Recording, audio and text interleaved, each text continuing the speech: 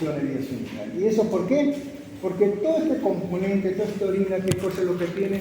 Tiene bacterias, y esas orinas ya salen contaminadas, y al bajar a la vejiga también produce, como consecuencia de esto, también produce infecciones en las vías urinarias bajas. Entonces, y eso es consecuencia de lo que sucede hacia arriba, y eso por ahí es que aparece el cuadro de cistitis, ¿no? Y eso es la disuria, la colocuria, el ardor, el dolor, etc., ¿no? Entonces todo eso comienza a manifestarse. Muy bien, desde el punto de vista macroscópico ustedes pueden ver ahí, entonces el riñón reduce el tamaño. Ustedes pueden ver acá estas formaciones, estas pequeñas hendiduras o formaciones son cicatriciales y cómo se va formando. Y las formaciones cicatriciales no deben ser sino huellas, ¿no?, del proceso fibroso constante en que así está sujeto o sufriendo este riñón. Esa es la consecuencia que llega a estas lesiones que se van a ver, ustedes pueden ver ahí. Entonces son lesiones superficiales, cicatriciales. Pero esto no queda ahí no queda, ¿no?, sino que esto también, el parénquima renal, de las papilas, cómo se va adelgazando, una alteración también eso. Esto es componente amarillento, es lo que está en la zona renal, en el tejido, ¿no?, adyacente alrededor de esto, ¿no?, el líquido renal. Entonces todo esto va aumentando y todo esto va comprometiendo esta lesión. Entonces puede comprometer uno o ambos riñones, la superficie muestra cicatrices irregulares y en forma de hendidura. Disminución del tamaño renal y al corte afecta a la pelvis renal, ¿no?, afecta a todo lo que está la pelvis renal, la cálice, provocando un aplanamiento de esta papila, ¿no?, aplanamiento y deformación de la papila. Eso es lo que comienza. Y esto es, acá por lo menos, no ha habido una hidronefrosis, pero cuando hay una hidronefrosis, eso es mucho más aparatoso todavía, porque la patología también comienza a verse, pero ya no como esta, sino comienza a verse, por ejemplo, cuando hay una hidronefrosis o un cuadro obstructivo, que por cualquier causa puede ser externo o interno o primario, esto comienza a dilatarse, miren ustedes el parénquima que está a este nivel, el grosor, miren cómo que queda con una pequeña lámina nada más, ¿no? Esta es la hidronefrosis, que puede ser grado 1, grado 2, grado 3, etc. Y aquí lo que se ve, aquí es un globo, ¿verdad? El parénquima, delgadísimo, y aquí todo está la cavidad. Entonces, acá está también una hidronefrosis, pero todo esto amarillo, todo es componente purulento, está lleno de pus. Aquí están los cálculos, cómo es que se localiza y cómo es que va a ser el generador de esta hidronefrosis.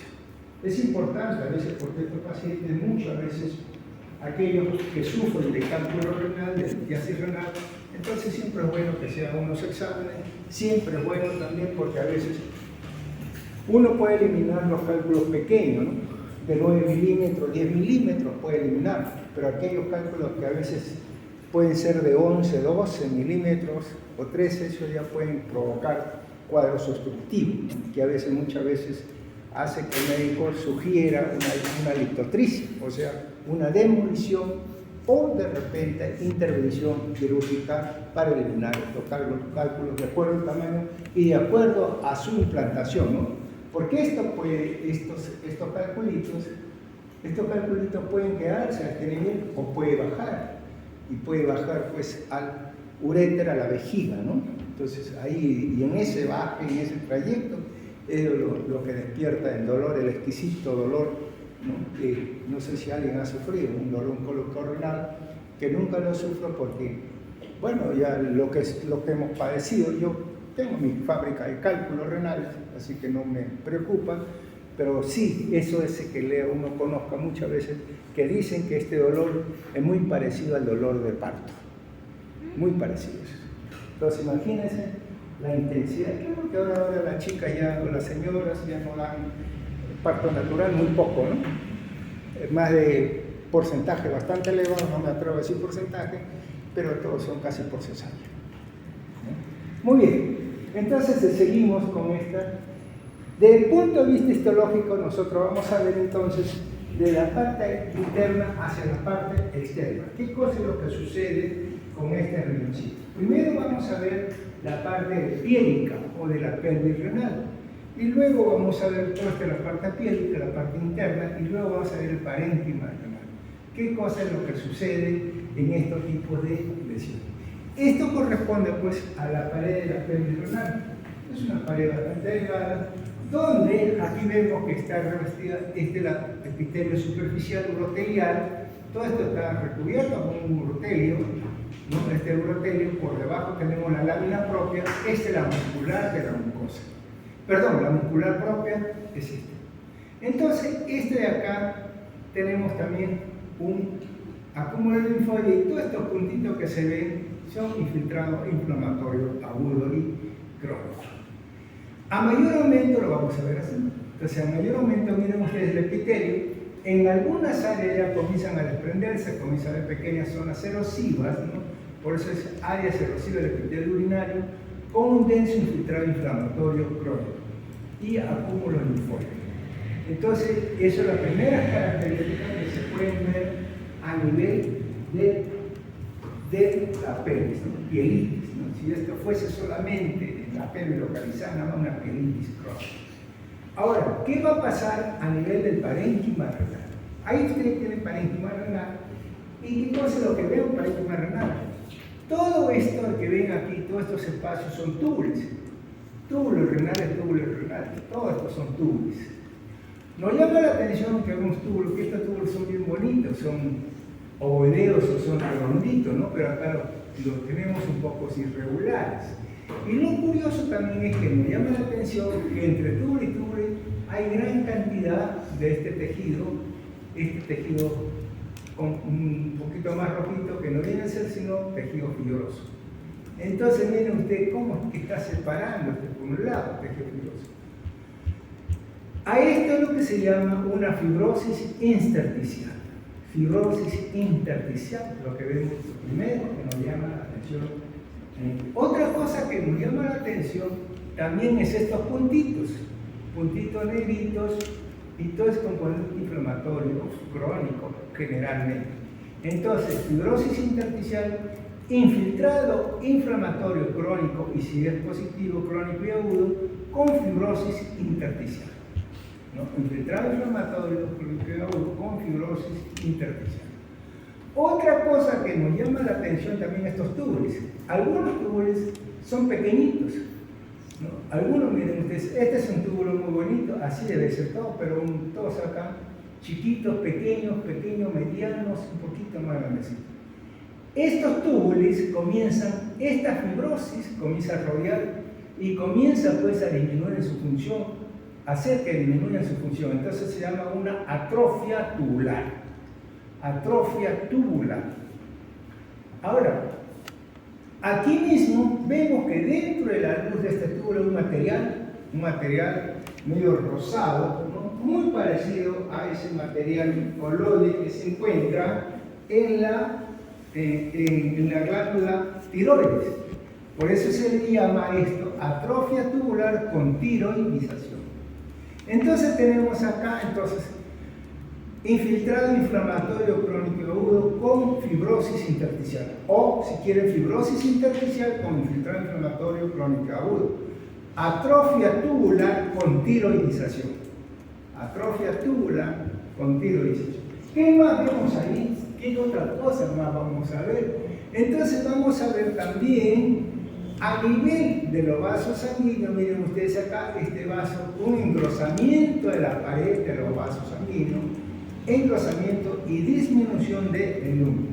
Cabe recordar que este engrosamiento y disminución del lumen entonces acaba a disminuir el riego sanguíneo, y esto trae consigo a una isquemia, trae consigo también a una falta de irrigación, entonces, y eso hace que haya también afectación o muerte de las nefronas.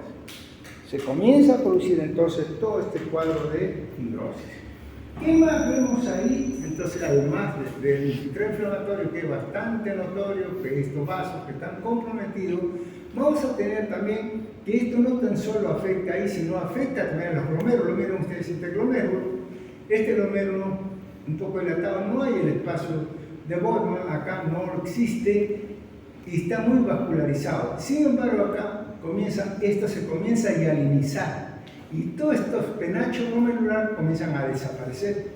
Entonces, a eso es lo que se denomina una glomeruloesclerosis. ¿No? Glomeruloesclerosis. Entonces, aquí ya tenemos casi todo dicho. ¿Y que por qué se caracteriza desde el punto de vista histológico? Se caracteriza porque nos vamos a observar qué cosa, a nivel de la pelvis renal, a nivel de la pelvis, entonces infiltrado inflamatorio crónico, no con áreas de erosión y acúmulo linfótico. A nivel del parénquima renal tenemos fibrosis intersticial con infiltrado inflamatorio crónico, que también vamos a ver nosotros atrofia tubular con tiroidización. Glomeruloesclerosis y también vasos arteriales pequeños y de mediano calibre con engrosamiento de la pared y disminución del lúmero, de la luz vascular. Esto entonces me hace las características de toda esta lesión, de toda esta pielonefritis, ¿no? En el ósito aquí vamos a ver todos estos componentes fibrosos que hay. Muy bien, esto entonces correspondería a lo que es esta lámina. Ahí tenemos también un panorámico donde podemos ver, también ustedes pueden ver, miren, todo este componente, como cada túbulo está completamente separado. Esto llama la atención, es una pared bastante delgada, ¿no? Y eso es, uno escoge muchas veces el espesor mayor para dar aquí, ¿cómo se llama? La información, porque otras veces se puede ver solamente un pequeño espacio, un pequeño tejido cortical. Igual acá, miren ustedes igual, fibrosis intersticial, infiltrado inflamatorio crónico, ¿no? Atrofia tubular, vasos sanguíneos comprometidos, glomeruloesclerosis. Entonces, esto es lo que significa esto. Si hay mayor o mayor cantidad de glomérulos comprometidos, entonces ya ese riñón no sirve, deja de funcionar. Por eso sería una exclusión renal o, en otra palabra, una insuficiencia renal crónica terminal, también conocida este tipo de lesión. Bien, igual también, para que ustedes vean, también con el compromiso renal, el compromiso inflamatorio, el compromiso tubular con tiroidización. Bien, entonces eso correspondería a esta primera lámina. ¿Alguna pregunta? Bien, seguimos entonces, con otra lámina que corresponde a la glomeruloesclerosis diabética. Bueno, y esta lesión, esta glomeruloesclerosis diabética, bueno, no viene a ser sino constituye una de las complicaciones más importantes de la diabetes mellitus, caracterizada por la expansión de la matriz mesangial, el engrosamiento difuso de la membrana basal glomerular tubular y de la cápsula de Bowman. Es la primera causa de insuficiencia renal en la etapa terminal. Esta diabetes mellitus, ustedes saben que la diabetes mellitus tipo 1 o la diabetes mellitus tipo 2. Las dos llevan a este proceso degenerativo final. La diabetes mellitus tipo 1, bueno, como son más jóvenes, esto se va a demorar más o menos, o se da esta manifestación en personas más jóvenes. En la diabetes mellitus tipo 2, generalmente se dice que comienza a haber afectación renal después de los 10 o 12 años del diagnóstico de diabetes mellitus y comienzan a manifestarse. Caben ustedes también saber que esto pasa por etapas, ¿no? Y estas manifestaciones generalmente pasan, a veces cuando está en un estadio o una etapa 3, donde ya comienza. ¿Y cómo sabemos eso? El paciente diabético es el paciente que muchas veces conoce su enfermedad o su sintomatología más que el médico. Ellos saben cuándo tienen el azúcar alta, saben cuándo le va a bajar y saben cuándo tiene azúcar alta mismo. Se reprimen de cualquier situación, de cualquier gaseosa, dulce, chocolate, caramelo, etc. Se reprimen de eso, se van al mercado, toman su agüita, sus hierbas ¿no? Y eso le baja el azúcar. Muchas veces son también un poco reacios, ¿no?, a los controles, son reacios. A veces engañan tanto al médico que ellos, bueno, ya me voy a sacar sangre, bueno, se quedan 2 o 3 días sin comer azúcar, sin tomar nada, sin tomar ningún tipo de a veces carbohidratos o algo que le genere el alza del azúcar, van ahí y encuentran a 110 o 115, uy, el azúcar está bien, muy bien, contento, el médico se pone contento también, ¿no? Pero ahora eso ya no se utiliza, la glucosa basal ya no se utiliza como controles, ¿no?, de una diabetes mellitus. Ahora lo que se utiliza, y el médico es más la hemoglobina glicosilada, ¿no? Eso es lo que se utiliza. O sea, ya inclusive, ¿para qué estarse pinchando el dedo todos los días o dejar un día? ¿Para qué? No tiene sentido, ¿no? Simplemente con la hemoglobina glicosilada tenemos un mejor control de estos pacientes y lo tenemos casi por 3 meses chequeado y controlado. O sea, al médico no... ¿A cuánto te ha salido la hemoglobina basal? Uy, 105. ¿Y cuánto tienes de hemoglobina glicosilada? 7.5. Entonces, es lo que ha hecho y el médico ya sabe, bueno, ya pues lo que has hecho es, has tratado de engañarme, pero no es posible. Entonces, esa es una cosa. Entonces, por eso que estos pacientes, ¿no?, hacen que la falta de control hace que esto comience a avanzar la enfermedad. Y ustedes saben la primera sintomatología de todas las complicaciones, ¿no?, que hay en la diabetes. Lo primero que aparece, ¿cuál es? ¿Alguien sabe cuál es la primera complicación de la diabetes? ¿La diabetes va a afectar? ¿Qué cosa afecta? ¿Ah? ¿Qué afecta a la diabetes? La vista, ya, retinopatía diabética, ¿qué más? La neuropatía, diabetes periférica, ¿qué más?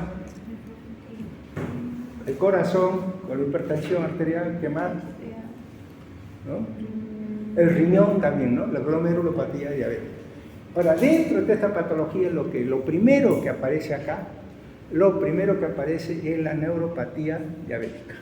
Es lo primero, una de las primeras sintomatologías que va a aparecer en el riñón. Y esto va avanzando. Otras que pueden avanzar también, ¿qué cosa es la hipertensión arterial? Los daños vasculares. Y este daño vascular afecta, ¿qué cosa? Afecta la retina. Entonces ahí es otro daño que afecta. Y paralelamente, cuando ya está afectando, cuando afecta este daño vascular con afectación de la retina, aparece ya afectación del riñón. Entonces, al poco tiempo, por eso la retinopatía diabética ya es un cuadro casi avanzado de que vamos a encontrar, ¿no?, cualquier patología renal. Esto es fácil también de controlar o de chequear, sí, también, ¿no? A veces se llama una microalbuminuria que se le puede sacar al paciente. Esa microalbuminuria de repente puede ser posible y saber si esta albuminuria comienza a elevarse, este paciente es candidato a hacer este tipo de lesión. Pero cuando vemos nosotros esto también, entonces, vemos pues que el paciente tiene que ser consciente de lo que se le está realizando o a qué puede llegar, ¿no? Entonces, muchas veces acá en la nefropatía diabética, el riñón presenta un daño que se acumulan más proteínas en la orina de lo normal. A medida que la enfermedad progresa, cada vez se va destruyendo más parte del riñón y con el tiempo la capacidad de para funcionar y comienza a declinar, lo que finalmente puede llevar a una insuficiencia renal crónica.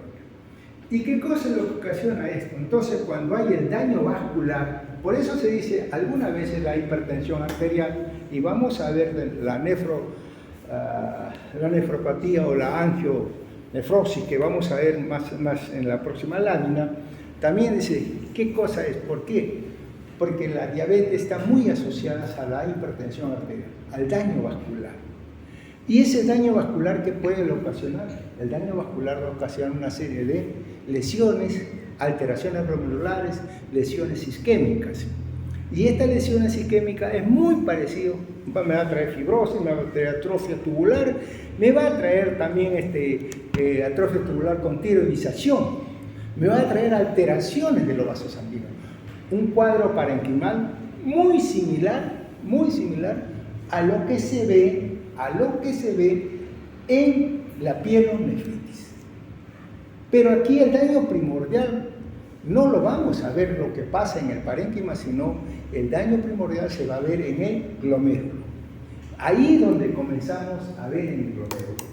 Entonces, este daño, este proceso inflamatorio crónico que va avanzando, igual también produce en esto una disminución del tamaño o del volumen del riñón, igual una superficie también granular de la misma. Entonces comenzamos a ver todo esto, ¿no? Entonces, vemos ahí una serie de características que pueden aparecer en estos pacientes. ¿Qué cosa es lo que dice? La gravedad está relacionada con la duración de la diabetes, el grado de control glicémico y factores genéticos. Ahí está. Entonces, si el paciente no se cuida, bueno, ¿por qué vamos a hacer? Vamos a tener de repente, en unos pocos años, ¿no?, toda esta alteración. Comienza con la microalbuminura. Entonces, la microalbuminura es básico, pues, ¿no? Definida como la pérdida de pequeñas cantidades de albumin en orina, de 30 hasta 300 miligramos por día. Esta microalbuminura, entonces, cuando nosotros vemos, normalmente eso a veces, cuando ya el caso está avanzado, cuando hay más de 300, solamente basta poner la tira reactiva de la orina y ya sale ahí, ¿no? Pero cuando es menor, no va a salir, sale negativo. Entonces, esa es una cualitativa, hace una microalbuminura cuantitativa. Entonces ya se hace otro proceso bioquímico y me va a salir la cantidad de albuminuria que estoy eliminando. Entonces, eso es lo que deberían hacerse con estos pacientes de tipo de diabetes que pueden haber, ¿no? Posteriormente se tienen mayores cantidades de albúmina, ¿no?, en la orina, y es lo que se denomina macroalbuminuria, y esto ya es más de 300, y acá solamente mediante los análisis de orina, la tira reactiva, si tiene más de 300 ya sale positivo. Entonces, es la diferencia de eso, ¿no? Luego dice, a medida que la enfermedad progresa se produce una disminución gradual de la función renal que finalmente conduce a una enfermedad renal terminal. Entonces comienza todo este proceso, ¿no? Es gradual, y comienza a manifestarse de diferentes tipos, con diferentes características, en la cual nos lleva a esta insuficiencia renal terminal. Muy bien. Esto entonces tiene que ver mucho, entonces ¿con qué? Mucho entonces con la presión arterial. Hay que ver esta cuestión. Entonces, como dije, esta hipertensión arterial, estos diabetes, hay que controlar eso porque la hipertensión, el daño vascular, ¿no?, es uno muy primordial, y eso es lo que va a generar o a desencadenar una serie de alteraciones. Igualmente esto va a tener con controles también de las proteínas en orina. Cuando esto está avanzado hay que ver, ojito, ¿no?, examen de la retina, hay que ver al oftalmólogo para ver cómo se encuentra, porque eso también me va a decir, ustedes saben que al hacer el examen del fondo de ojos o al examen de la retina se ven esas moteaditas o alteraciones, ¿no?, en la retina, y eso me va a ayudar al daño vascular.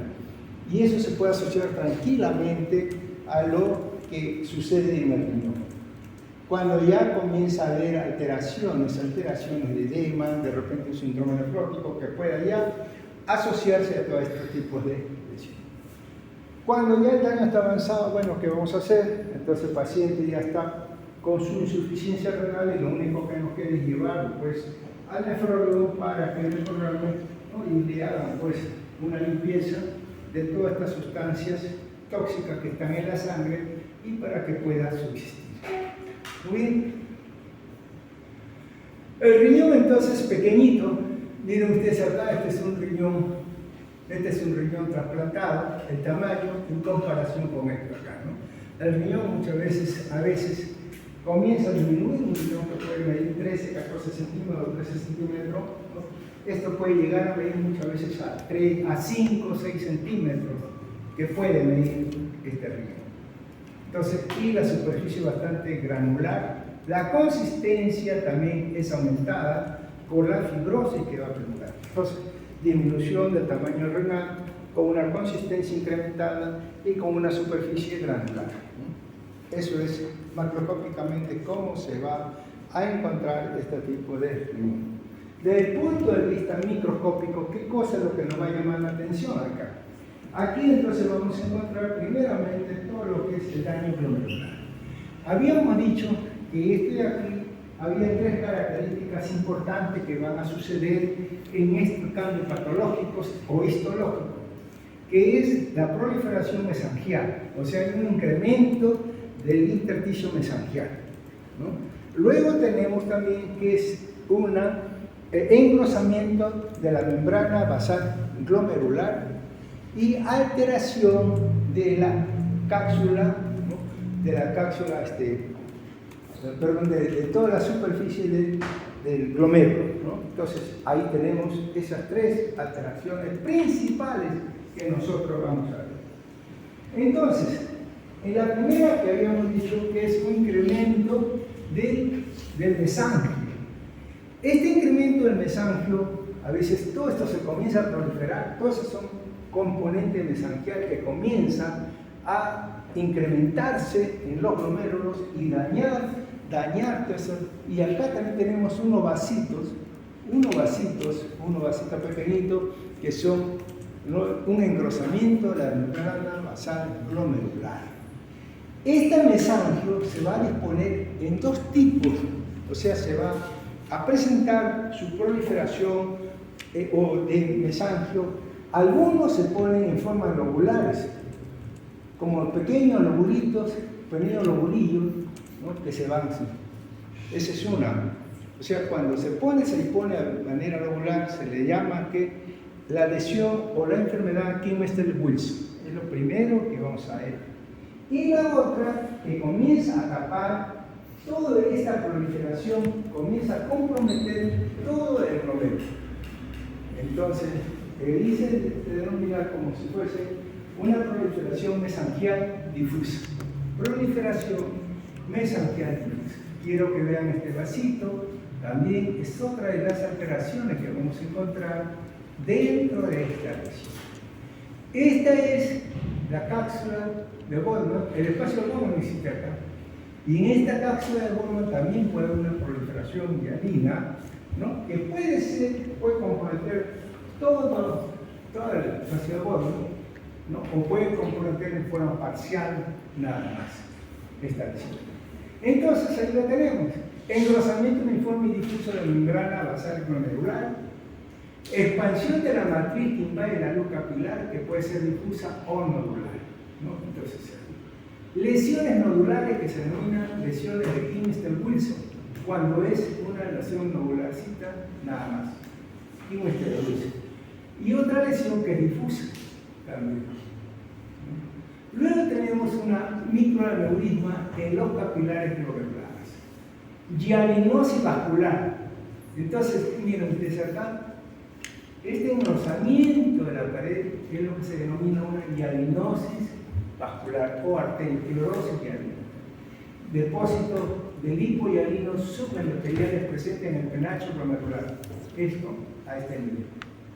Entonces, esto puede ser a veces le denominan, y lo puede leer usted como una enfermedad, una glomerulonefritis segmentaria, o glomerulonefritis focal, o glomerulonefritis focal y segmentaria. Lo cierto es que cuando hay estos eventos ya finales, cualquier alteración que surja a nivel glomerular ya no tiene sentido. Eso es solamente cuando uno encuentra una glomerulopatía, ¿no?, en su forma de inicio, y uno quiere ver de qué se trata, cuál es la lesión, y vamos a ver qué inmunoglobulina está constituida para darle todo el tratamiento al caso.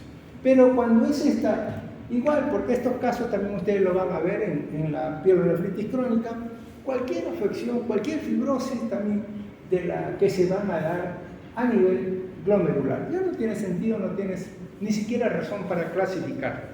Pero sí pueden encontrar ustedes que en esta diagnosis que se da a nivel o casquete o penacho glomerular, que está constituida, que alguna vez se lo describe en su libro como una glomerulonefritis focal, otro glomerulonefritis segmentaria, otro glomerulonefritis focal y segmentaria. Eso fue muy bien. Entonces, todo esto vamos a además de esto, Esto es lo que hemos encontrado a nivel glomerular. Ahora, ¿qué encontramos a nivel del parénquima? A nivel del parénquima renal. Aquí también todas estas obstrucciones, toda esta disminución de fluido sanguíneo, eso va a producir cuadro de isquemia. Y ese cuadro isquémico va a producir muerte celular. Y esto también va a producir fibrosis.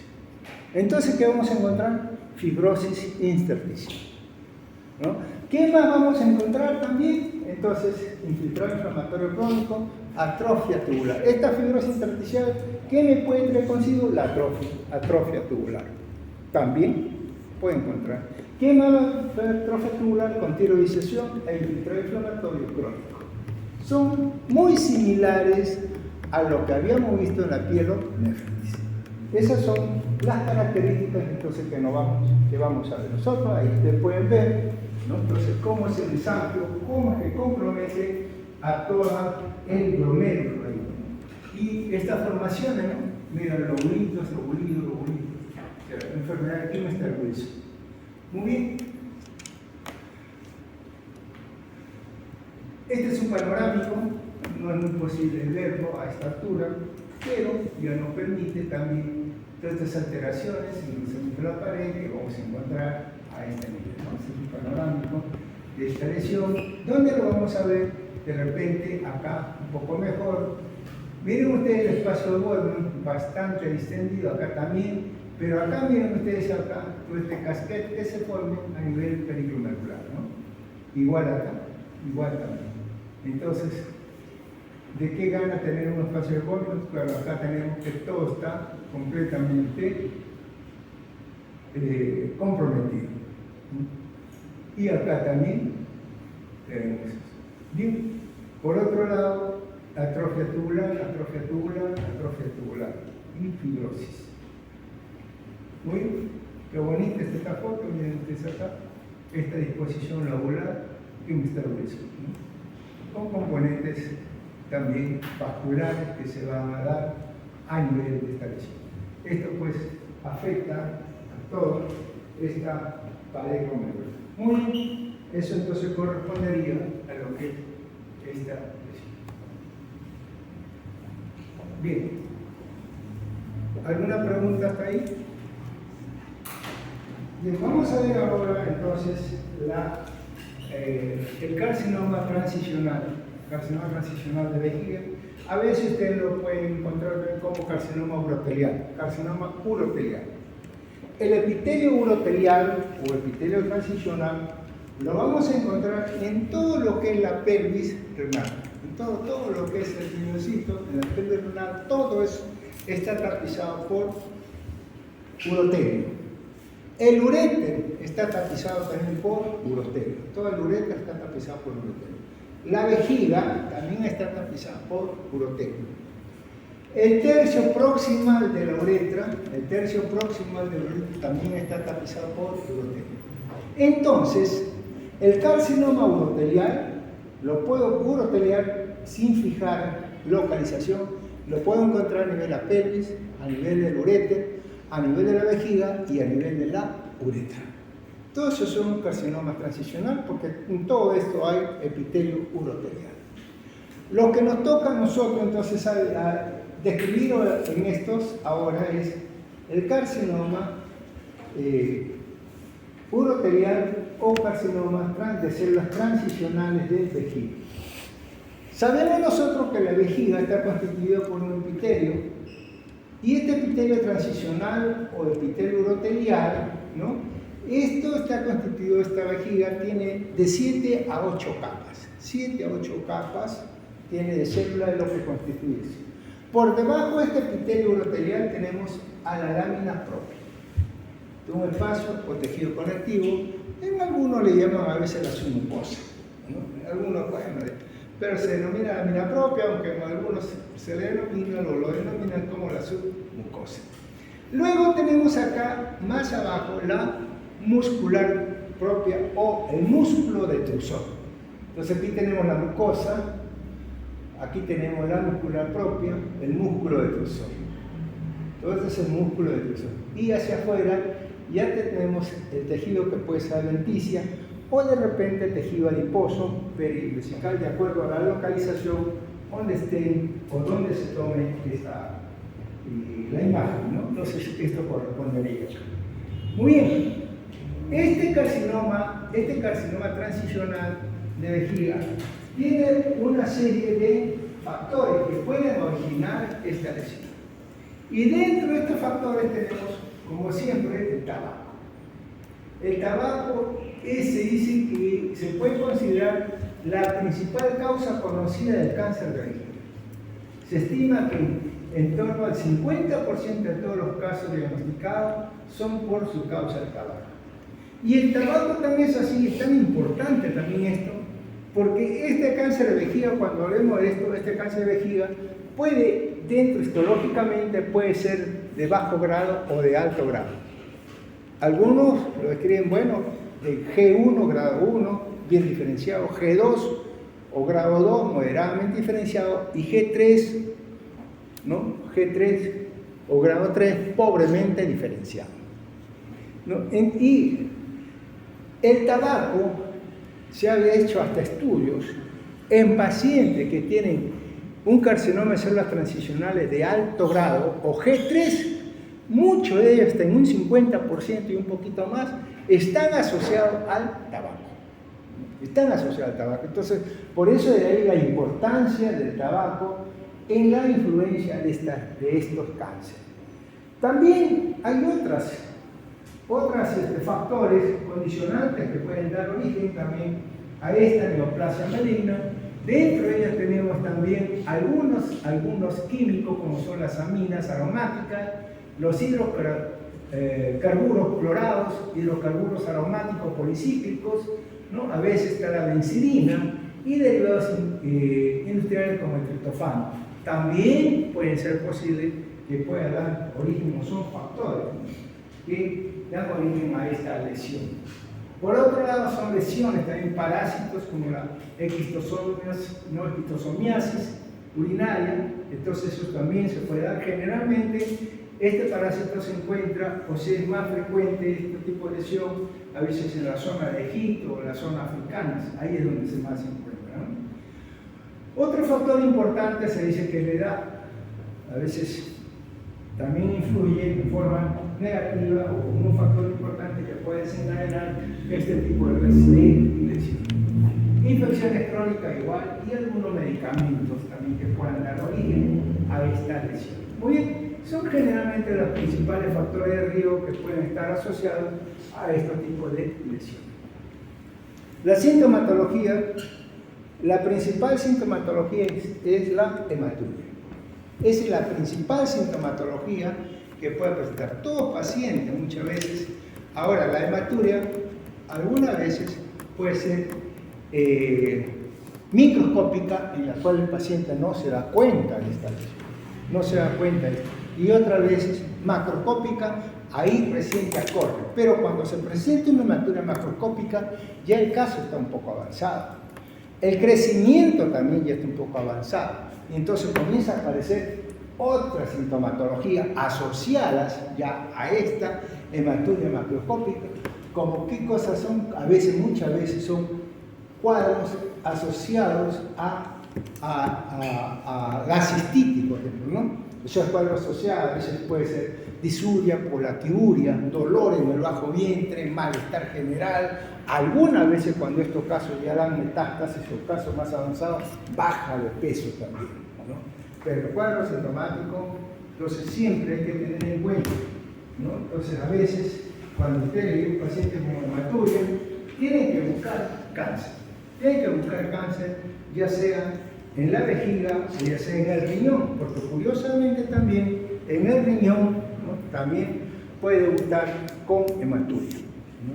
Entonces hay que hacer esos tipos de estudios. Muy bien, entonces estas son las sintomatologías más, y aquí todo esto, como le digo, está asociado a veces cuando se presenta la hematuria macroscópica, que ya uno la ve, muchas veces ya está asociada a otra patología también. Bien, histológicamente, esta es una lesión que puede ser única o puede ser múltiple. La lesión generalmente crece a nivel de la mucosa o del epitelio superficial. Ahí va a tener, ¿no?, su localización y de ahí se va a desarrollar. Generalmente es exofítica, o sea, crece hacia la luz como si fuese un árbol. Pero también esto puede invadir la parte interna, entonces la parte de la lámina propia y la capa muscular. Pero generalmente se puede hacer a nivel superficial.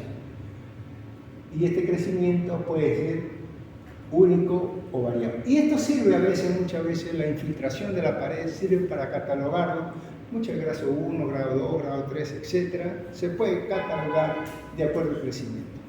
Otra cosa curiosa también, que estos tienen un crecimiento exofítico y con un aspecto papilar.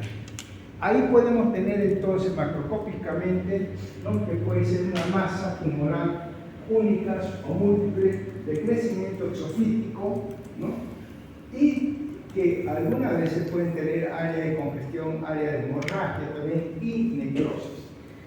¿Por qué? Porque estas lesiones son bastante friables. Acá, pues miren, parecen unos arbolitos como están creciendo hacia la luz, ¿no? Están creciendo. Formaciones nodulares por acá y todo está comprometido.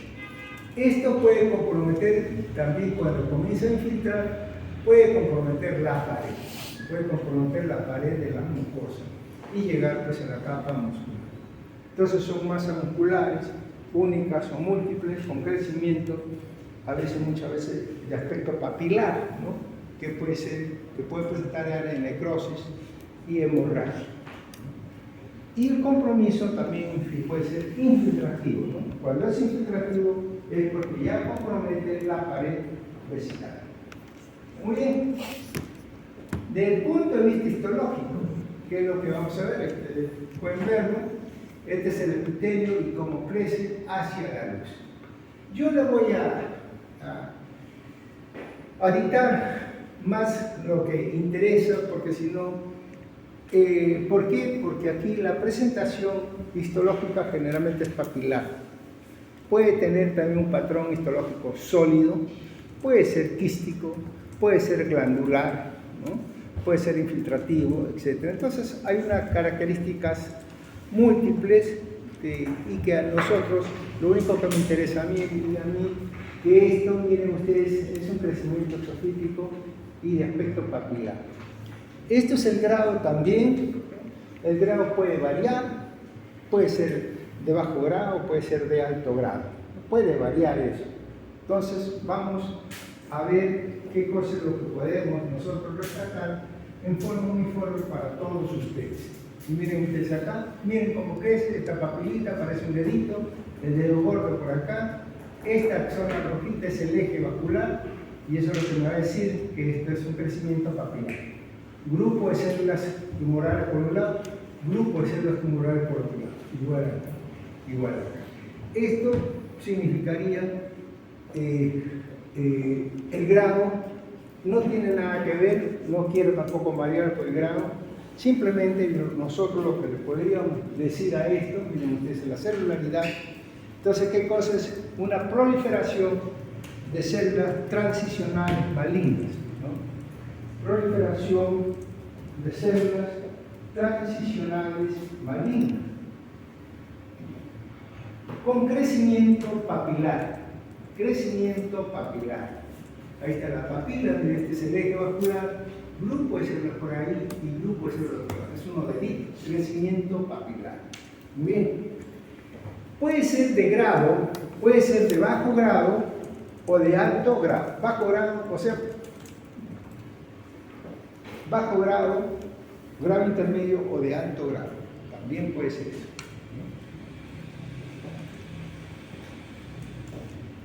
Que puede presentar crecimiento infiltrativo también, puede presentar crecimiento infiltrativo, o sea, cuando penetra a la pared, puede ser crecimiento infiltrativo, ¿no?, y comprometer a la muscular propia o al músculo detrusor, ¿no? el resto, que de repente ustedes lo leen, que puede presentar tromboembolia vascular, sí, que puede presentar permeación perineural también, ¿no? Entonces todo eso pueden agregarlo. Por ejemplo, ahí miren ustedes, porque yo no quiero entrar en detalle de grados, porque eso presenta ciertas alteraciones que tienen relación a la morfología citológica o celular de cada una de ellas.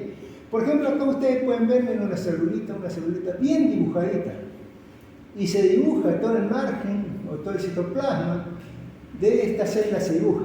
Por otro lado, la distancia que hay en un núcleo a otro también se conserva. Esto, por ejemplo, es un grado 1. ¿Por qué? Porque toditita se conserva en esa zona. Entonces, pero, ¿qué pasa? En otras veces puede pasar de forma diferente, miren ustedes acá.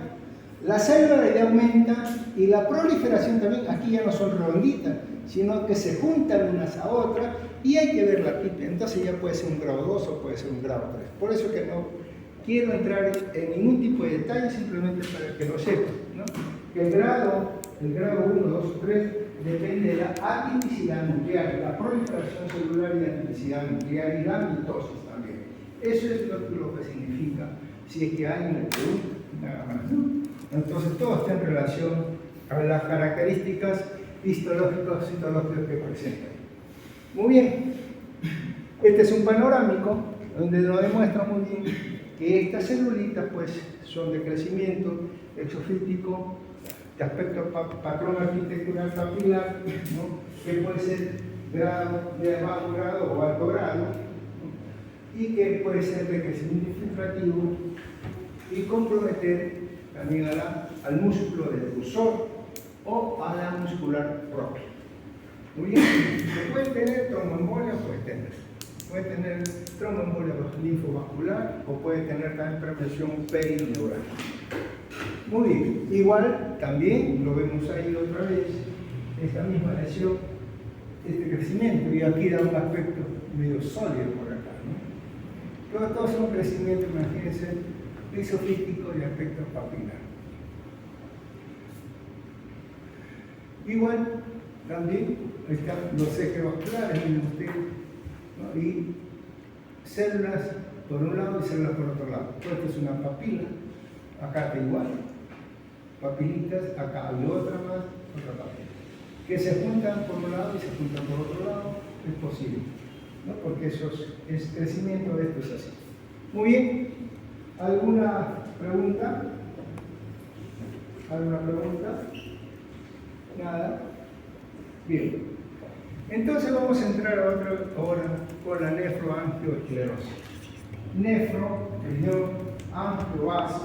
Esclerosis. ¿Qué significa esclerosis? Dureza, ¿no? Duro, rigidez, dureza. Entonces, una dureza de los vasos renales, ¿no? Nefroangioesclerosis. A veces también denominada esto como, esta es una alteración de los vasos sanguíneos y a veces, muchas veces, está en relación con la hipertensión arterial y a veces denominada también hipertensión arterial maligna, ¿no? La hipertensión arterial maligna. Esta nefroangioesclerosis también se dice que mucho está en relación con aquellos pacientes que sufren de hipertensión arterial, pero que también está asociada, ¿no?, a otros tipos de pacientes. ¿Cuáles son esos? Pacientes que sufren de diabetes mellitus. ¿Por qué? Porque aquí en la diabetes mellitus vamos a tener que hay muchas alteraciones vasculares. Por eso es que a veces hasta el 18% de los pacientes hipertensos presentan nefropatía hipertensiva, ¿no? Entonces hay que ver un porcentaje, y sobre todo estos pacientes, ¿quiénes son? Son aquellos que no siguen un régimen médico, ¿no? También la hipertensión arterial es otra cosa, ¿ven? Que el paciente no entiende, ¿no? El paciente, ustedes de repente van a tener algunos pacientes que no le quepa duda que así va a ser, le va a tocar, que unos son descuidados consigo mismos, ¿no? Que saben que tienen la enfermedad, que saben que ustedes son cardiólogos, que le van a medir la presión, tráigame una tabla donde se va a tomar la presión todos los días a las 4 de la tarde. Sí, pero no tengo plata, no se preocupe, le damos una orden, vaya aquí ¿dónde vive usted? En tal sitio, ahí hay una posta médica, vaya ahí que le van a tomar la presión. Pero no van, pues. O van cuando se acuerdan, o van cuando le dé la cabeza, o van cuando tienen mareo, o van cuando se sienten mal. Ahí nada más. Y ellos saben también que si tienen algún tipo de sintomatología que ellos piensen que está con la presión, se ponen su pastillita, 1 o 2 pastillitas y listo. ¿No? Entonces también se hacen pacientes un poco rebeldes al tratamiento, ¿no? Y ahí es donde muchos de estos pacientes pues llegan a sus... Lo que busca el médico, ¿qué cosa es? Lo que busca el médico pues muchas veces es llegar a una presión arterial adecuada, ¿no? Para ellos. Pero si esto sube sobre 140, 90 o 95, entonces ahí ya comienza a crearse cierta alteración, ¿no? El diagnóstico de nefropatía hipertensiva o nefroesclerosis se refiere al daño renal derivado de la presencia de hipertensión arterial como único factor etiológico, ¿no? Entonces hay una hipertensión arterial. Ese daño vascular, como digo, muchas veces se asocia no tan solo al paciente hipertenso, sino esencial, sino también, como le digo, a esta diabetes. Bueno, entonces hay que asociarla. Por eso es que todas estas alteraciones que hemos visto en la diabetes también se van a ver acá, también van a verse acá, ¿no? Y todo esto, pues, lo único que busca uno es tratar de proteger, tratar de paciente con el tratamiento que se le da no llegue a una situación tal, ¿no? A veces el tratamiento tiene que ser intensivo y supervisado. La nefroprotección también, con antihipertensivo, con restricción de sal, proteína, la dieta, etc., y eliminación del tabaquismo también, ¿no? Pero justamente es lo que más le gusta a este tipo de pacientes. Muy bien, entonces, esto es, ¿qué cosa es lo que sucede? Acá una hipertensión arterial más controlada, más chequeada, ¿qué es lo que le produce esta hipertensión arterial? Entonces los vasos se comienzan a engrosar. Y si los vasos se comienzan a engrosar, ¿qué cosa es lo que trae consigo? Trae consigo pues una vasoconstricción arteriolar, y esto me produce falta de irrigación, y esto me produce, por un lado, lesión de los porocitos, y por otro lado me va a llevar a una isquemia. Entonces, ya el solo hecho de ver ustedes isquemia, todo ese proceso degenerativo, porque también vamos a ver lo que sucede muy similar a la pielonefritis, muy similar a la glomerulonefritis, una isquemia. Esta isquemia, ¿qué ocasiona? Fibrosis. ¿Qué ocasiona? Muerte de las nefronas. ¿Y qué ocasiona? Pérdida de la masa renal, ¿no? Entonces, todos tenemos ahí. Lo que tenemos, una hiperfiltración compensatoria, bueno, va a tratar sí, pero esto hay una alteración de los vasos sanguíneos, alteración de los vasos fenestrados, hay pérdida, porque la albúmina es una molécula bastante grande. Imaginen cómo está dañado todos estos vasos, que comienza a salir la pérdida, hay una albuminuria. Igualito como sucedió en la otra lesión. Por un lado, y por otro lado también hay daño túbulo intersticial. Entonces, la isquemia lo que ocasiona, imagínense, la isquemia glomerular, por un lado, lesión a nivel glomerular, y por otro lado, lesión a nivel de todo el parénquima renal, ¿no? Daño túbulo intersticial, todos los túbulos y el intersticial. Muy similar a lo que sucede también con la otra patología renal. Y esto a la final, ¿qué me trae una enfermedad renal crónica, una insuficiencia renal crónica. Ese es el evento final. Entonces, muy parecido, y el evento final es lo mismo, una insuficiencia renal. Muy bien. El riñón, acá cosa curiosa, que en esta glomeruloangiosclerosis, nefroangiosclerosis, el riñón puede estar del tamaño conservado. El riñón puede ser conservado en tamaño y volumen, conservado. Pero lo curioso acá, que va a mostrar en su superficie, tanto en la corteza, tanto fuera como dentro, unos punteados, unos puntitos. Y aquí, acá de lejos se ve medio rojito. Si uno se acerca a ustedes, son puntitos. Son esos puntos puntiformes como si fuese una hemorragia petequial. Son pequeños puntitos petequiales que se van a presentar en su superficie. Y esto no tan solo lo vamos a sacar, sino también en el corte. En la superficie de corte vemos todos estos sangrados petequiales que van a hacer. A esos sangrados petequiales es lo que se denomina, lo que le van a denominar ahí como una picadura de pulga, ¿no? Eso es lo que va a determinar y eso es lo característico en esta lesión. Entonces, en esto, la consistencia puede estar aumentada, el tamaño puede ser normal, se puede conservar, pero en la superficie de corte, tanto y en la superficie externa como en la superficie de corte, presentan punteados petequiales denominados, ¿no?, picadura de pulgas. Eso es lo característico que se va a ver en esta lesión. Ojo que yo no le estoy hablando de todas las características, simplemente lo más resaltante como para que ustedes no se olviden y por lo menos pongan eso, ¿no?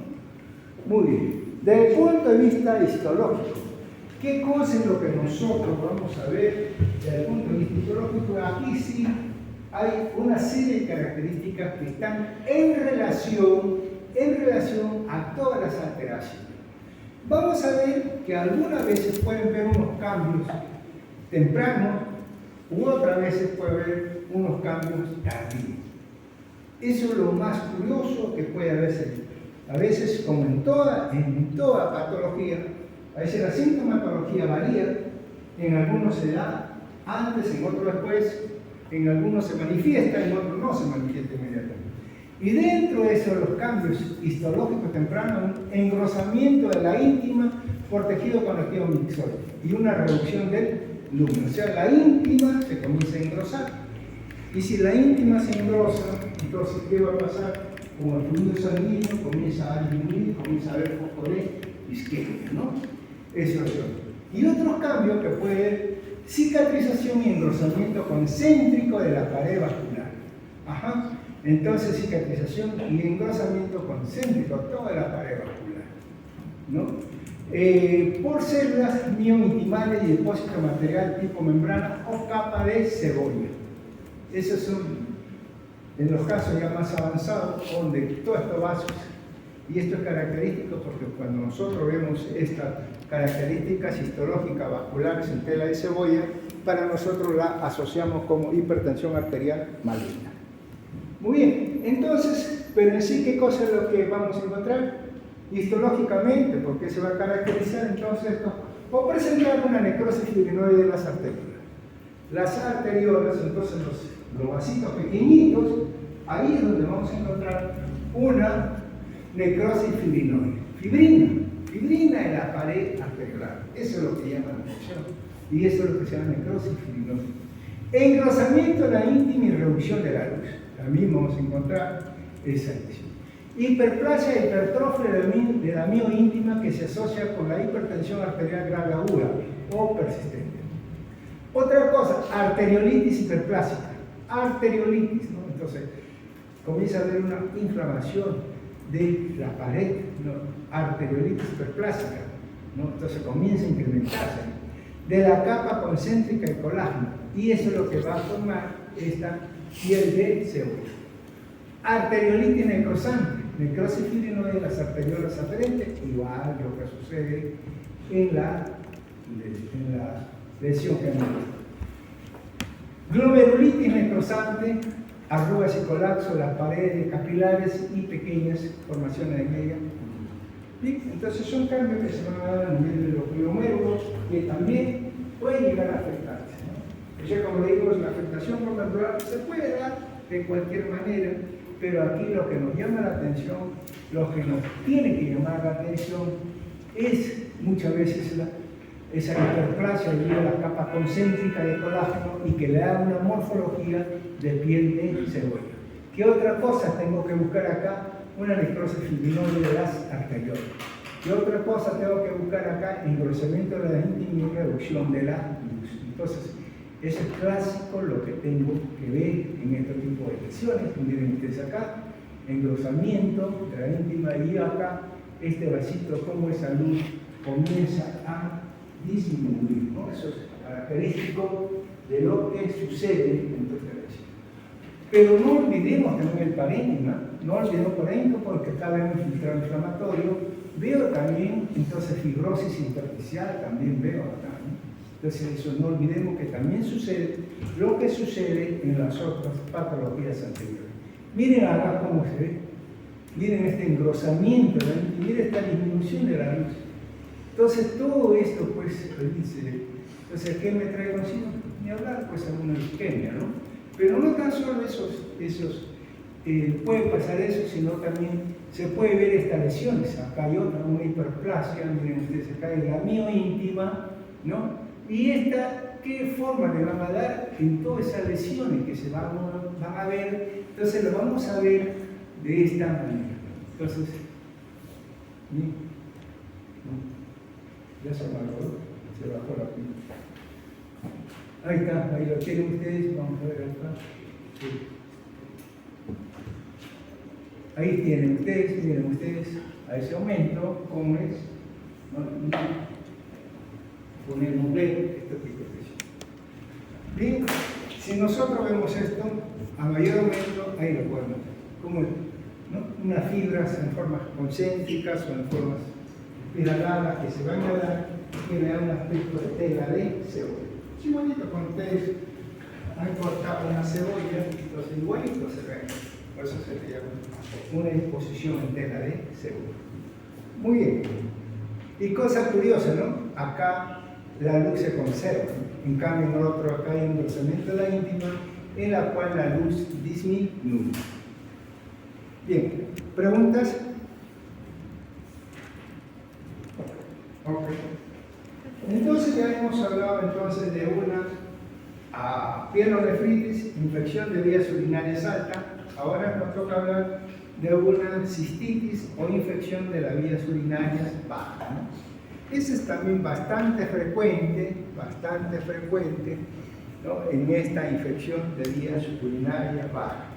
Más frecuente en mujeres que en hombres, y se dice que por lo menos el 90% de mujeres, ¿no?, en alguna etapa de su vida ha tenido este tipo de lesiones, ¿no? O sea, es bastante frecuente igual hay que pensar también por la disposición anatómica, ¿no?, y que están sujetos a estas alteraciones o gérmenes, ¿no?, que hacen que invadan con más rapidez a esta vejiga. Miren ustedes acá una vejiga normal, miren cómo está una vejiga más coloreada, una vejiga más rojiza, como se ve, así, un poquito más distendida también. Bien, esta lesión, esta cistitis, esta vejiga, esta cistitis, entonces a veces puede ser causada por múltiples gérmenes, ¿no?, o bacterias. Y esto pues, entonces la más conocida es la Klebsiella, la Escherichia coli, la Klebsiella y otras mucho más. Se va a caracterizar porque acá hay una serie de sintomatología y lo más característico en esta lesión, lo más característico es la disuria, ¿no? Es lo más característico. A veces hay personas que dicen tener infección, estoy mal, infección de vías urinarias, entonces conversando con ellos, bueno, pues si te arde, te duele. No me arde, si no me molesta, no me arde. Entonces, y lo más característico es una disuria y una polaquiuria. Es lo más característico en esta lesión. Que a veces tienen cierto temor a ir al baño. ¿Por qué? Porque el solo hecho de miccionar comienza a arder, a doler. Es lo más característico, por eso una disuria, ¿no? Una disuria, pero una polaquiuria, no es lo más característico. Fiebre puede o no puede dar, de acuerdo al proceso desencadenante, ¿no? Puede dar o no puede dar. Dolor en la región baja del vientre sí hay. Y también otra cosa curiosa también es la orina. Entonces, la orina huele muy fuerte. Entonces, no es una orina transparente, no es una orina amarillento, amarillo claro, no. Sino que es una orina que algunos le llaman de aspecto lechoso, otro medio blanquecino, ¿no? Entonces eso es, y mucho más espesa. Por eso acá dicen un olor fétido o un olor fuerte a la orina. Entonces eso sí es característico. Entonces, disuria con colaquiuria es lo más saltante, dolor del bajo vientre y orina también con olor fuerte, ¿no? Un olor fétido. ¿Por qué? Porque hay un proceso inflamatorio agudo. Entonces, todos esos componentes o restos celulares se van a mezclar ahí con ese tipo. Una orina turbia, ¿no? Una orina amarillenta, amarillo turbio se puede poner en esa lesión. Algunas veces, de acuerdo a la lesión también, y si es que hay erosiones a nivel de la vejiga, entonces también puede ser una orina medio sonrosada, rosada, entonces con componente hemático. Hay sangre ahí. Hematíes que puede haber también es normal, ¿no? Con el examen de orina vamos a encontrar cosas polimorfonucleares, más de 100 por campo, ¿no? Hematuria y gérmenes. Y cuando uno olvida siempre, cuando ustedes lean una orina, lean gérmenes móviles. Porque hay diferentes gérmenes inmóviles, gérmenes, pues son móviles o no son móviles, sí. Entonces sí está en actividad. Porque como lo dije hace unos momentos, están mal, van al médico y la señora hace un urocultivo, pero el día anterior la señora se ha tomado 1 o 2 cápsulas, 2 antibióticos. El urocultivo sale negativo, ¿no? Entonces al salir negativo el urocultivo ahora, ¿qué es? A no ser que ustedes ya pongan un dinero adicional al laboratorio, entonces para que ya le hagan otro tipo de métodos, ¿no? Eliminen todo ese componente de antibiótico y puedan hacer otro tipo de examen también. Muy bien. Doctor, ¿ahí también se ve espuma o no se ve espuma? ¿Se ve espuma por liberación de proteínas o no? Claro, puede verse, si es como un exudado que tienes. Es una inflamación aguda, es un exudado. Entonces las proteínas están altas, es un exudado. Muy bien, por eso a veces es medio blanquecino, medio lechoso, turbio, a veces un color medio rosado. Si hay un color medio rosado es porque tiene matices. Ok, bien, entonces pues factores de riesgo, bueno, ya ustedes también es factible, hay múltiples factores de riesgo que se pueden dar para originar estos tipos de lesiones. Y sobre todo esto pues más es en mujeres que en hombres, salvo en hombres mayores de edad, ¿no? En hombres ya mayores, tercera edad o ancianos, en la cual sí, de por sí pueden tener un proceso de prostatismo y eso sí puede ocasionar respuesta a este tipo de lesiones. Muy bien. La causa, bueno, ya también múltiples causas que puede ver también, puede ser una infección de vías urinarias, una pielonefritis. Imaginen, por esa pielonefritis, ¿no? Va a bajar toda esa orina contaminada del riñón y va a dañar la vejiga. Y va a producir ya no tan solo una pielonefritis o una infección urinaria alta, sino también baja. Es consecuencia de lo que está sucediendo. Algunas obstrucciones de vías urinarias, otros también, bueno, puede ser por múltiples lesiones, ¿no? Que puedan ocasionar este tipo de enfermedades. Muy bien. Igual, para que no se olviden toda esta sintomatología. Un montón de sintomatología que ustedes pueden tener. Vamos a ver si así se acuerdan, aunque sea unas 3, ¿no? Cuando se sangre. Bien, macroscópicamente, entonces habíamos visto entonces que la expansión de la vejiga está aumentada, la superficie está media trabeculada, congestiva o rojiza. Algunas veces pueden presentar erosiones también en este tipo de lesiones, ¿no? Medias trabéculas que se van a ver, congestivas, zonas congestivas que también vamos a ver, ¿no? Una hipertrófica, trabeculación, parece adelgazada y esta está muy distendida, ¿no? A veces, y eso lo hace. ¿Por qué? Porque el riñón sigue funcionando, pero la paciente muchas veces tiene problemas para la micción, ¿no? Entonces hay este problema que a cada rato una polaquinuria con una disuria y eso ahí después la eterna ir al baño, porque cuando esto es agudo, reciente, es bastante doloroso. Pero así como esto también, al segundo día, al tercer día ya no tiene nada. Y eso también es otro problema porque el tratamiento eso también tiene que ser adecuado, ¿no? Entonces, muchos de estos pacientes no cumplen con el tratamiento, no cumplen con el sistema de tratamiento, y eso pues hace que esto se vuelva a veces de forma continua. Y lo peor es que hacen resistencia a la medicina que se le está administrando. Desde el punto de vista histológico, entonces ustedes lo que tienen que reconocer qué cosa es, tienen que reconocer las capas de la vejiga, ¿no? Entonces, pero sí, esta es la parte superficial, la mucosa, el epitelio uroterial. Luego ahí tenemos la lámina propia, ¿no? La submucosa y el músculo ventosal.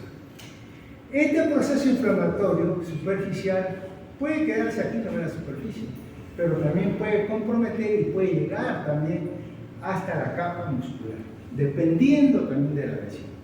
A veces hay una serie también de procesos infecciosos, inflamatorios, ¿no? Que tampoco va a venir.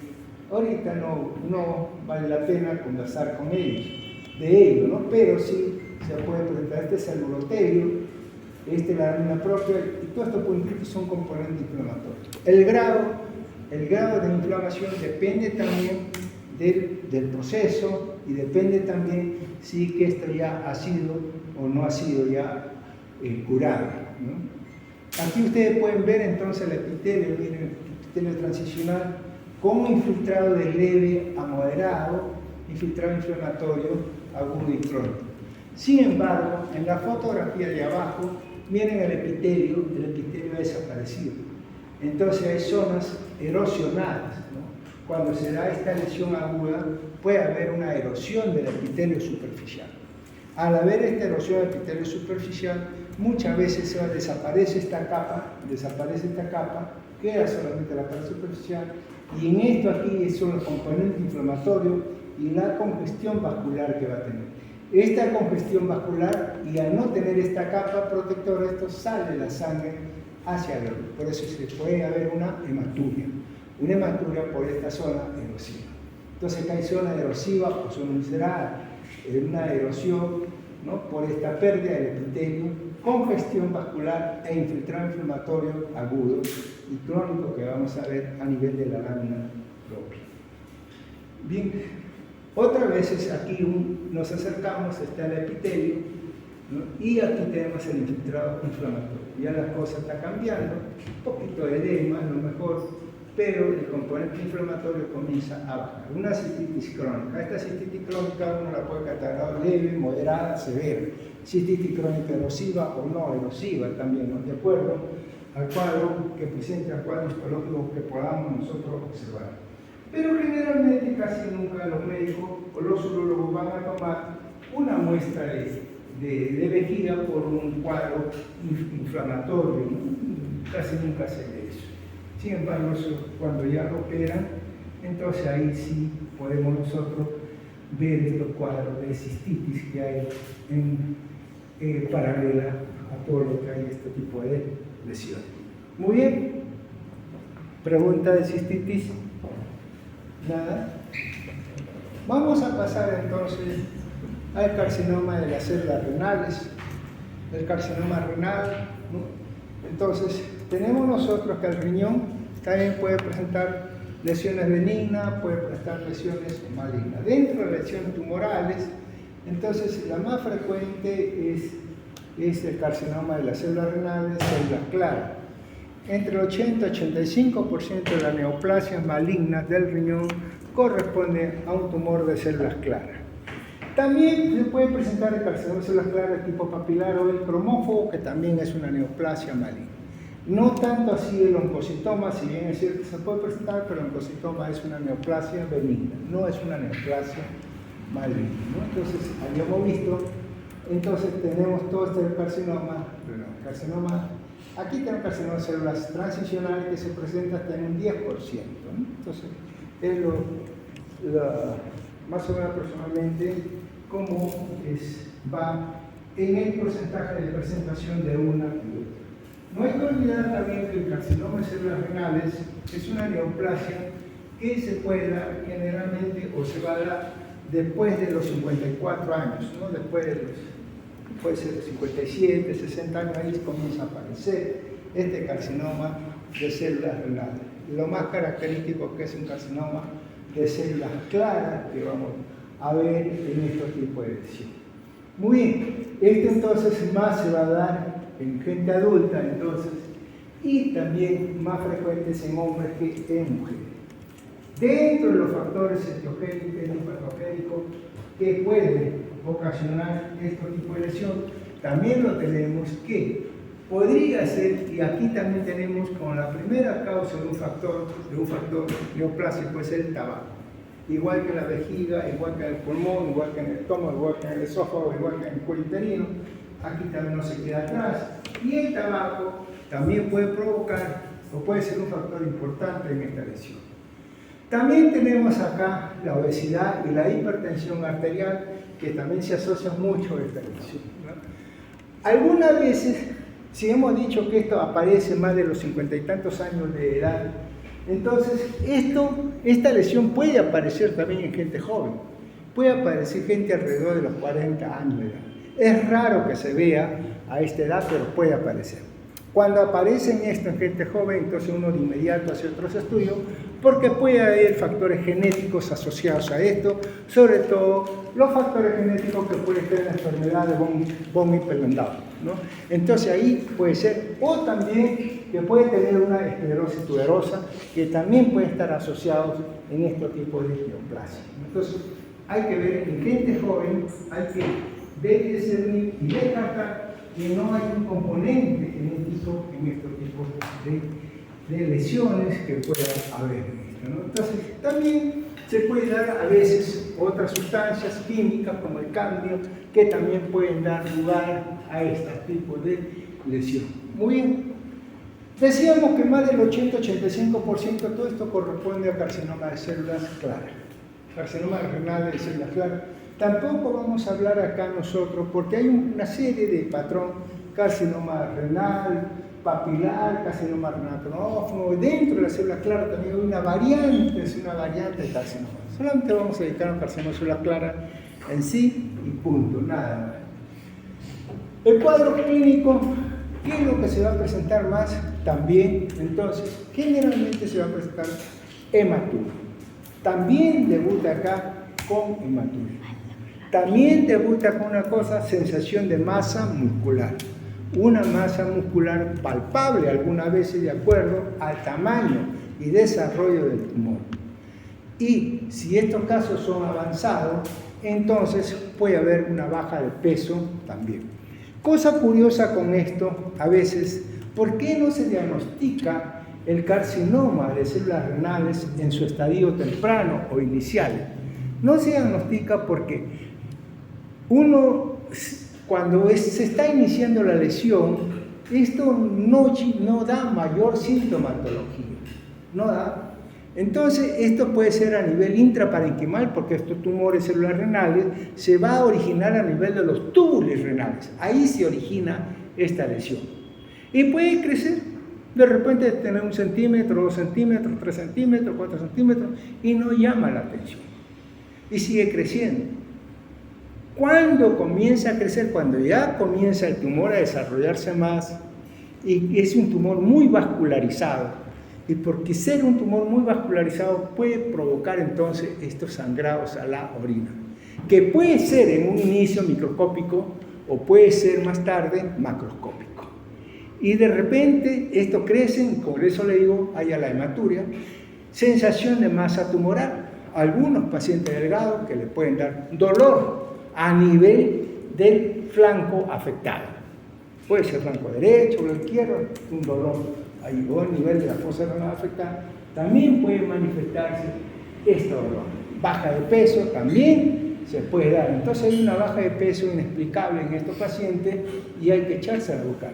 Siempre que ustedes vean un paciente que comienza a bajar de peso, hay que buscar donde sea. Aquí hay algo escondido, ¿no?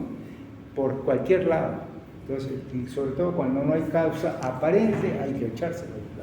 Pero eso no quiere decir que eso sea pues una sintomatología de inicio que se va a dar. La sintomatología, en esto sí aparece muchas veces la hematuria, el dolor y sensación de masa tumoral. Asociados a otros cuadros, puede estar asociados a otros cuadros. Algunas veces esto puede ser descubierto en forma fortuita, ¿no? Cuando se le toma una radiografía abdominal. O de repente, por cualquier otra cosa, de repente está mal de la vesícula el paciente, se le toma y ¡plum! Encuentran una pequeña formación tumoral intraparenquimal. Se estudia, le hacen una tomografía, ¿no? Y se descubre que esta es una lesión tumoral, ¿no? Entonces ahí, bueno. Y esto también, ustedes han visto que hay pacientes que han sido diagnosticados y viven años, otros que son diagnosticados y viven meses nada más. Depende del grado de la lesión también, ¿no? A veces grado 1, grado 2 o la localización. Importante también es si es que hay tromboembolia o no hay tromboembolia, porque como es muy vascularizado, eso puede viajar por todos lados. Muy bien, entonces tenemos este tumor. Entonces desde el punto de vista macroscópico, ustedes lo pueden ver ahí, cosa curiosa, se dice, la literatura dice también, de que esto más aparece hacia el polo superior. Pero eso es relativo, uno puede encontrar en cualquier sitio del riñón. Por ejemplo, ahí miren ustedes, este es el uréter siempre mira hacia abajo. El uréter siempre mira hacia abajo, entonces si mira hacia abajo, está mirando hacia el polo inferior. Entonces el polo inferior y este polo superior. Y miren dónde está, en la parte media. En la parte media, ahí está localizado. Acá, igual miren ustedes acá, está, también no vemos acá el uréter, pero hacia uno de los polos. Casi todo está localizado. Y la coloración, imagínense la coloración, la superficie de coloración, es esa, ¿no? Es un coloración medio amarillento o amarillo naranja. Esa es característica de una masa tumoral, ¿no? Amarillenta o amarillo naranja, bien delimitadita. Miren usted, está delimitada. Algunas veces puede sobresalir en la superficie. Una pseudocápsula que tiene lugar a delimitar bastante esta lesión. Entonces, y la superficie, miren ustedes acá, muestra entonces estas formaciones de hemorragia, a veces de necrosis y también algunas veces de degeneración quística también. Y esta zona blanquecina es degeneración mixoide, ¿no? Toda esta zona blanquecina. Eso siempre, y lo curioso es esto, que lo que vemos aquí en la macroscopía lo vamos a ver en la microscopía, ¿no? Así, lo que vemos ahí, bueno, en la macroscopía se ve eso, en la microscopía también se va a ver toda esta alteración hemorrágica, alteración de necrosis, alteración de degeneración mixoide. Muy bien. Entonces ustedes pueden ver aquí, este ya está fijado, el tumorcito, ya está fijado, está en el polo superior acá, y también aún fijado, toma esta coloración amarillenta, ¿no? O un amarillo naranja. Aquí miren ustedes áreas quísticas, aquí un aspecto de fibrosis, como una especie de cicatrización, área de fibrosis. Esta son la degeneración mixoide, ¿no? Que se vamos a encontrar en esta lesión. Masa tumoral delimitada por una pseudocápsula con margen expansivo que sobresale en la corteza renal, con área de fibrosis, necrosis y cambio quístico también, ¿no? Entonces, esta es una degeneración mixoide. Aquí le falta también con zona de hemorragia y zona de necrosis. Y esto es importante para nosotros ver, porque la hemorragia y la necrosis uno la tiene que escribir y decir al médico qué tanto de hemorragia hay, qué tanto de necrosis hay. Muy bien. Desde el punto de vista histológico, ¿qué vamos a ver nosotros? Ahí, miren ustedes acá, ya se ven zonas hemorrágicas, todo esto es el tumor, toda esta zona, este es el riñón, o el resto del riñón que queda ahí en esa zona.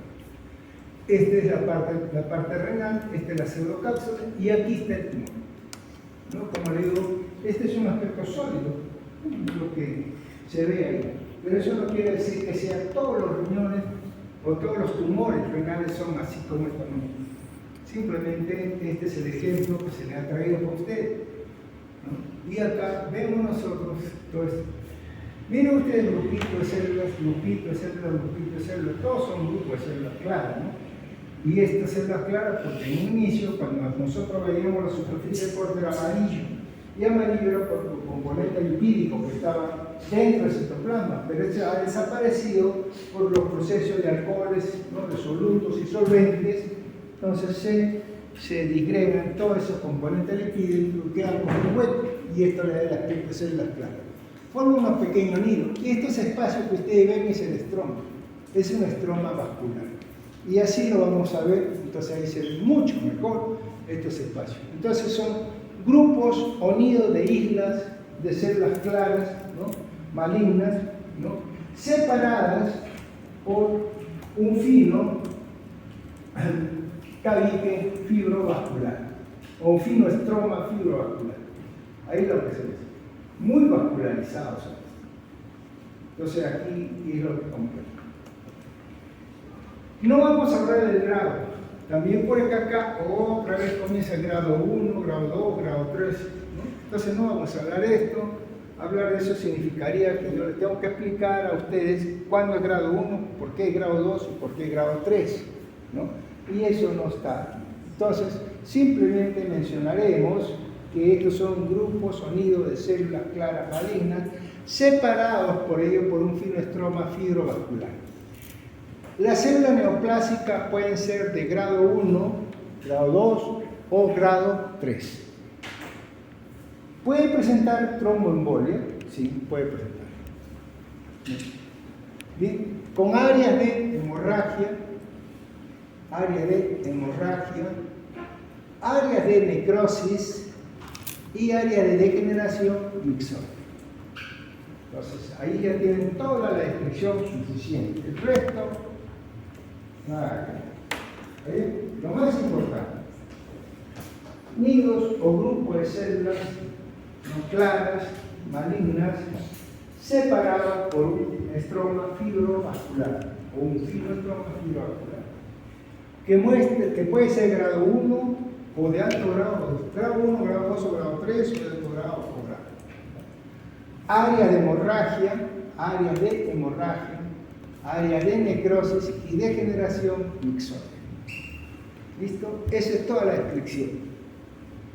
No le estoy hablando si es que tiene un patrón alveolar, si es que tiene un patrón papilar o glandular o degeneración quística. No estamos hablando nada de esas cosas.